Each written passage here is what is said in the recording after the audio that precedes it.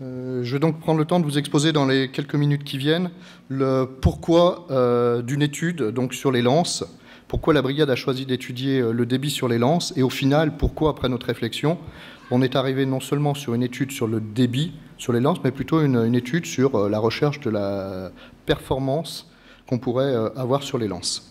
Il faut remonter un petit peu la genèse de cette étude. En 2003, c'est la date à laquelle une réglementation en France impose l'usage pour un premier moyen hydraulique mis à disposition donc, de l'équipe qui va s'engager à l'attaque du feu, de disposer de 500 litres par minute à la lance. Au bout de 10 années de retour d'expérience, on peut quand même en tirer, au sein de la brigade, un certain nombre de conclusions qui nous ont interrogés. En effet, ces 500 litres minutes ont conduit plutôt à la perte d'un outil qui auparavant était rapide à mettre en œuvre, qui était immédiatement disponible en eau et qui, pour les plus anciens l'ont connu, était la lance du dévidoir tournant, mais qui avait un débit autrement moindre que 500 litres minutes. Désormais, cette réglementation impose des établissements qui sont plus contraignants à mettre en œuvre, dans la perspective, à l'origine, de mieux protéger le sapeur-pompier en cas de survenue d'un phénomène thermique, que ce soit un flash-over ou autre chose. Le constat, c'est qu'au sein de la brigade de sapeurs-pompiers de Paris, il faut en moyenne 6 à 8 minutes pour établir une lance qui dispose de cette contrainte de 500 litres par minute auprès du pompier. Le deuxième constat, c'est que 80% des feux que l'on traite au sein de la brigade de sapeurs-pompiers de Paris se situent soit au deuxième étage, soit des étages en dessous ou en infrastructure. Donc des étages qui sont rapidement et facilement accessibles par un moyen immédiatement en eau, qui était le moyen auparavant de la lance du dévidoir tournant.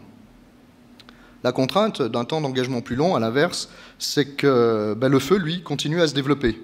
Il continue à se développer et donc rend l'environnement beaucoup plus dangereux que si on était intervenu quelques minutes plus tôt. D'autant plus qu'au-delà de son développement, il y a l'environnement dans lequel il se développe, qui est aujourd'hui des bâtiments à l'isolation beaucoup plus importante, d'une part, des bâtiments qui, en termes d'ameublement ou de matériaux qui sont à l'intérieur, contiennent un potentiel beaucoup plus élevé, et une nature des matériaux qui, elle aussi, a profondément changé par rapport aux feux que combattaient nos anciens. Donc la question qu'on se pose derrière tout ça, c'est est-ce que le gain de sécurité n'est pas hypothéqué, au final, par le retard consenti pour s'engager. Donc c'est à partir de cette démarche que le mandat a été un petit peu fixé à la brigade par le général. Donc en première étape, on a procédé à une petite revue de veille pour regarder un petit peu qu'est-ce qui avait conduit à ces 500 litres minutes. Et là encore, pour rebondir sur le propos d'Aurélien, en fait, il y a une étude qui a un petit peu axé de toutes ces évolutions, qui est une étude qui a fait un feu de chambre en situation réelle, à peu près le même constat que dressait Aurélien sur son propos, qui a cherché avec cette puissance à avoir 4 mégawatts. Est-ce que c'est significatif des feux qu'on rencontre ou pas? On peut se poser la question. De l'autre côté, c'est une étude qui n'a pas été répétée, il n'y a eu qu'un seul essai. Donc quelle est la conclusion qu'ils font tirer? Enfin, c'est une étude qui se fondait sur le fait de parvenir avec le moyen à éteindre le feu en 1 minute.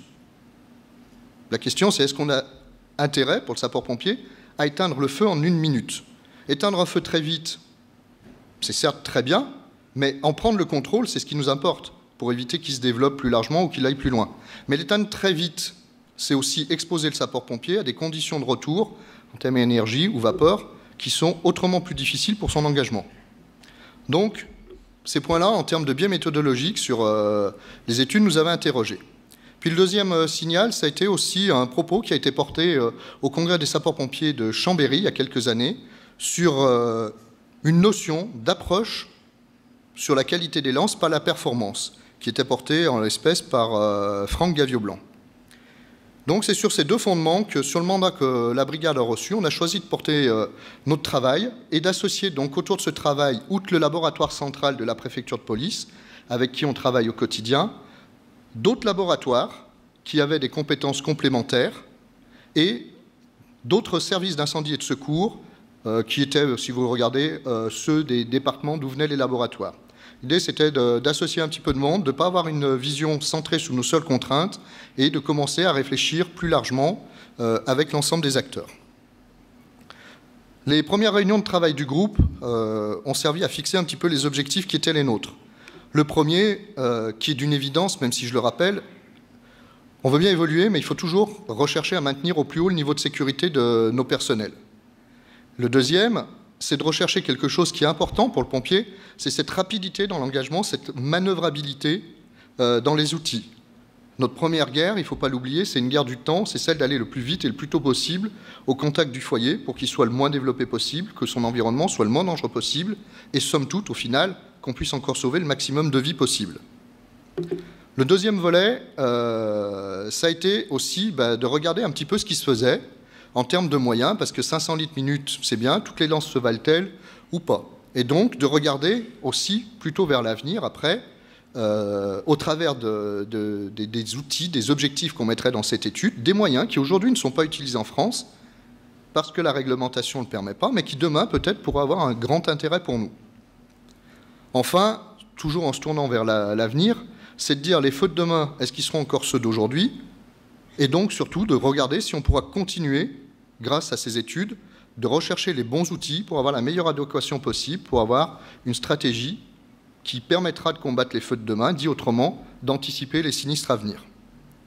Donc autour de ça, la réflexion a émergé pour conserver l'esprit qui existe dans la réglementation actuelle, et que je vais aborder après, et plutôt que de rechercher une imposition stricte, 500 litres minute dans la réglementation, plutôt de rechercher une approche en proposant des critères qui expliciteraient la performance de telle ou telle lance.